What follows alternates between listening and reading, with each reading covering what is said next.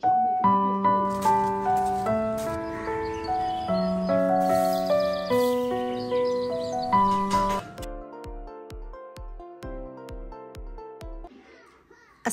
আলাইকুম। তৌফিকাস ওয়ার্ল্ডে সবাইকে স্বাগত।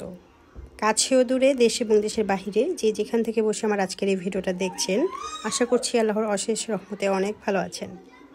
আলহামদুলিল্লাহ, আমরাও ভালো আছি।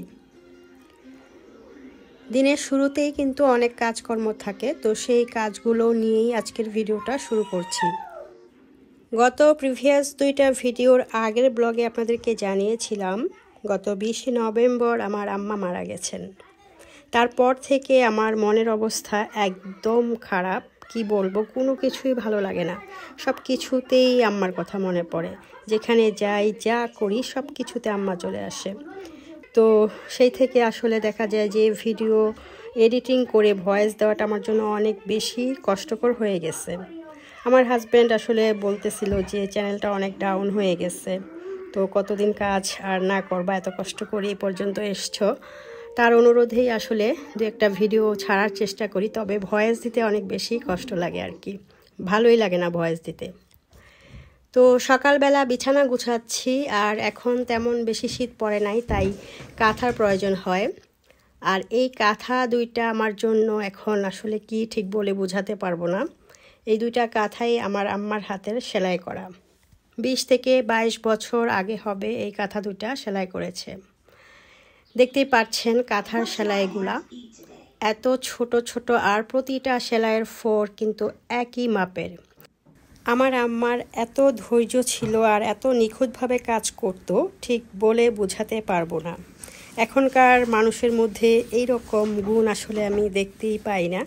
এত ধৈর্যশীল, কি যে ধৈর্যশীল, এরকম মানুষ কিন্তু সচরাচর চোখে পড়ে না। আর যে কাজটা করতেন একদম নিখুঁতভাবে করতেন, যদি একটু দেরি হয় তাতে অসুবিধা নাই, নিখুঁতভাবে করতেন। দেখতে পাচ্ছেন কাঁথার সেলাইগুলা কতটা সুন্দর, আর দেখতে পাচ্ছেন না দূরত্বগুলা একদম প্রতিটা মনে হয় যেন ইঞ্চি দিয়ে মেপে মেপে নিয়েছে, এতটা সুন্দর করে সেলাই করেছে। আমার শাশুড়ি যখন এই কাঁথা দেখে তখন বলে, আপার হাতের কাজ এত সুন্দর, কিভাবে এত ধৈর্য নিয়ে এই বড় বড় কাঁথা সেলাই করেছে, এবং প্রতিটা কাঁথা কারো হেল্প ছাড়া কিন্তু সেলাই করত। এই দুইটা কাঁথাই কিন্তু বহু বছর আগের। প্রথমে যে কাঁথাটা দেখাইছি এটা আমি আমার বাবা মার বাসায় যখন থাকতাম, বিয়ের আগে গায়ে দিতাম। তো বুঝতেই পারছেন 22 থেকে 23 বছর হবে। আর এটা কিন্তু তারও আগের। আর কাঁথাগুলার সাইডে একদম কেমন যেন একদম ছিঁড়ে ছিঁড়ে গেছে। এত আগের কাঁথা, তো কি আর হবে বলেন। হালকা শীতের মধ্যে কাঁথা গায়ে দেওয়া কিন্তু অনেক আরাম, যে আরামটা আসলে পাতলা কম্বল দিলেও কিন্তু পাওয়া যায় না। সো এই কাঁথাগুলো আর কি আম্মা আমাকে দিছিল যাতে গায়ে দেই। আমি তো আর কাঁথা সেলাই করার মতো ধৈর্য পাবো না বা করবও না। আম্মার মতো ধৈর্যশীল হওয়া আসলে সম্ভব না। সারাদিন সংসারের কাজকর্ম করে দেন হচ্ছে এই 4 হাত 5 হাত মাপের কাঁথাগুলো সেলাই করতো। আর এই যে ফুলগুলা দেখতে পাচ্ছেন না, এই ফুলগুলা এঁকে দেওয়ার জন্য সবসময় বলতো যে ফুলগুলা একটু এঁকে দে। তো ওই যে বাবা মা বেঁচে থাকতে আমরা তো আসলে কদর করি না, মাঝে মাঝে দিতাম, মাঝে মাঝে বলতাম যে এখন না, পরে, এরকম আর কি। তো এখন আসলে ওই সব কথা, আসলে সারা জীবনের কথাই সব সময় প্রতিটা মুহূর্তে মনে হয় যে আমার আম্মা কেমন ছিল, কীরকম ছিল, কি করতো না করতো। আমার আম্মা যে মনের এত গভীরে লুকায় ছিল, এটা আসলে বেঁচে থাকতে কখনোই বুঝতাম না। বাট এখন চলে যাওয়ার পর দেখা যাচ্ছে কদমে কদমে আম্মা যে জিনিসটা করতে গেলে আম্মার কথা দরকার নাই বলার, তাও কিন্তু আম্মা চলে আসে। এমন কোনো কাজ আছে যেখানে আম্মা সম্পৃক্ত না, তারপরে ওইখানে আম্মা চলে আসে। আম্মা নাই তো এটা করে কি হবে, এই হলো অবস্থা। যেমন দেখা যাচ্ছে চিন্তা করতেছি বাচ্চাদের জন্য ভালো মন্দ কিছু রান্না করে খাওয়াই, পরক্ষণে আবার মনে হয় আম্মা তো নাই, ভালো রান্নাটা করব, কেন জানি আম্মা চলে আসে। এগুলো তো আসলে আম্মা আমার সাথে থাকার কথা না, কারণ 20 বছরের উপরে হলো আম্মার বাসা থেকে চলে আসছি। বাট এখন আম্মা চলে যাওয়ার পর এই কথাগুলো আসলে প্রতিনিয়ত আমাকে মনে করিয়ে দিচ্ছে এবং কুরে কুরে খাচ্ছে। কি করব।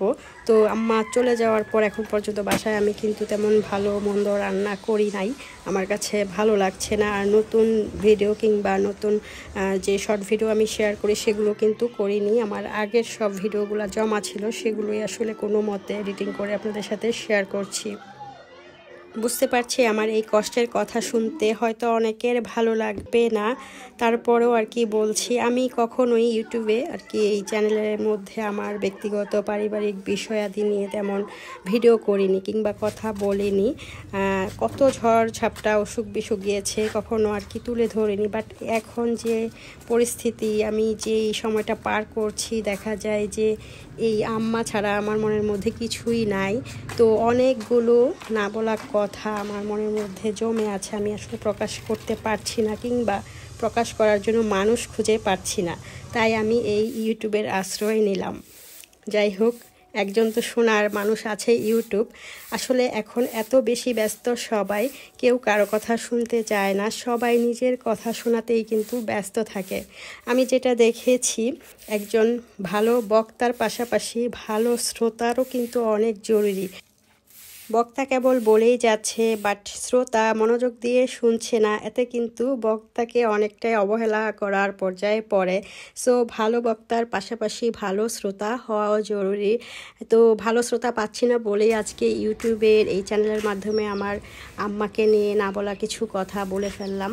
আসলে আম্মাকে নিয়ে এই কথাগুলা, আরও অনেক কথাগুলো আমি নিজেই সারাক্ষণ বলি, আমার কাছের মানুষও কিন্তু শুনতে চায় না, কারণ এই একঘেয়েমি কথা।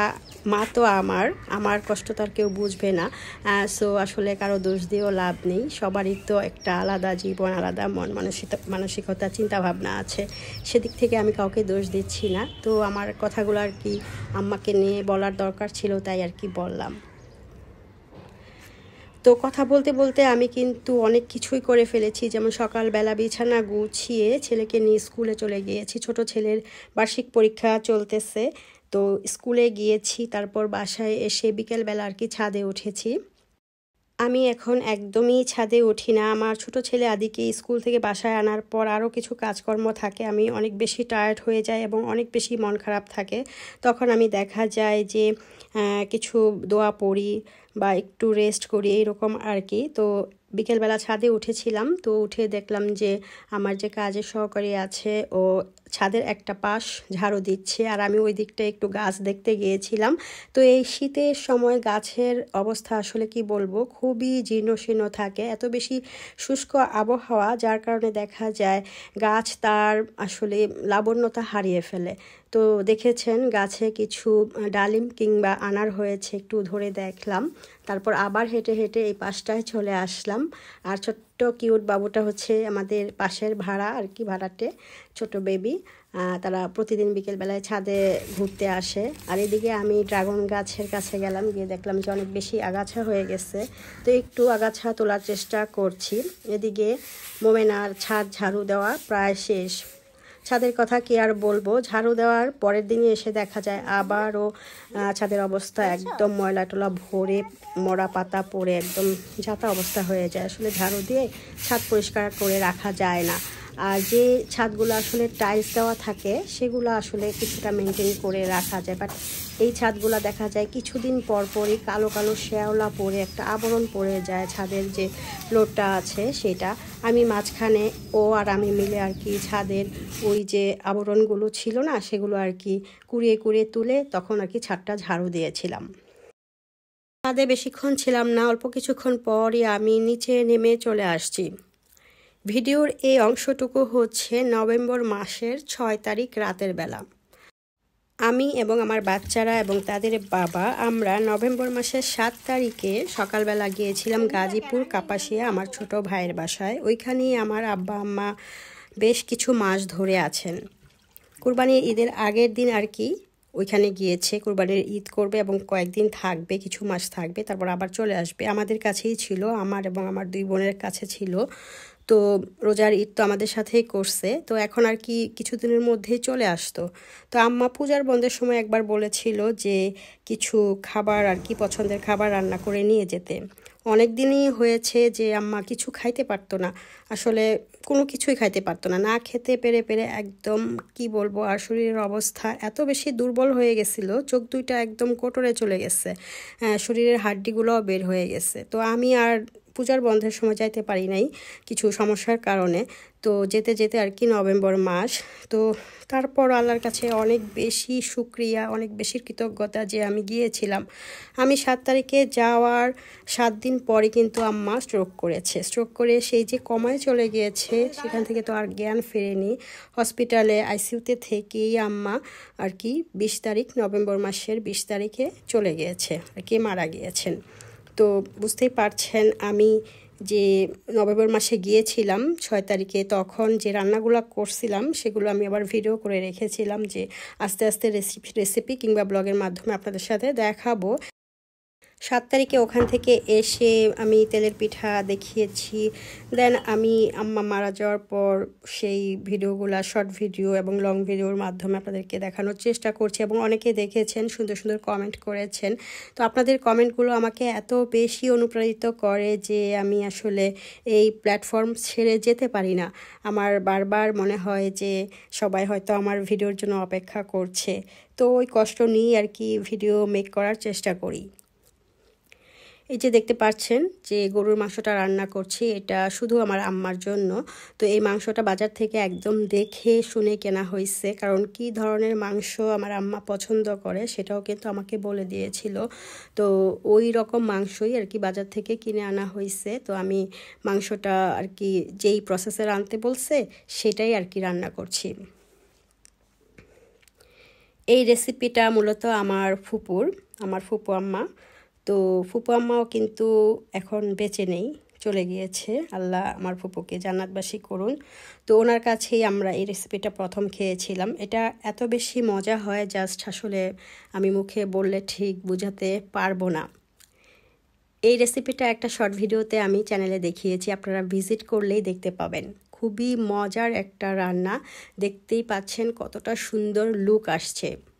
যাই হোক, আজকে আর ভিডিও বড় করব না। আপনারা যারা দেখছেন যদি লাইক না দিয়ে থাকেন, আমার ভিডিও ভালো লাগলে একটি লাইক দিয়ে দেবেন, আর নতুন যারা আছেন আমার পাশে থেকে যাবেন। অলরেডি যারা এই কাজগুলো করে ফেলেছেন তাদেরকে অসংখ্য ধন্যবাদ।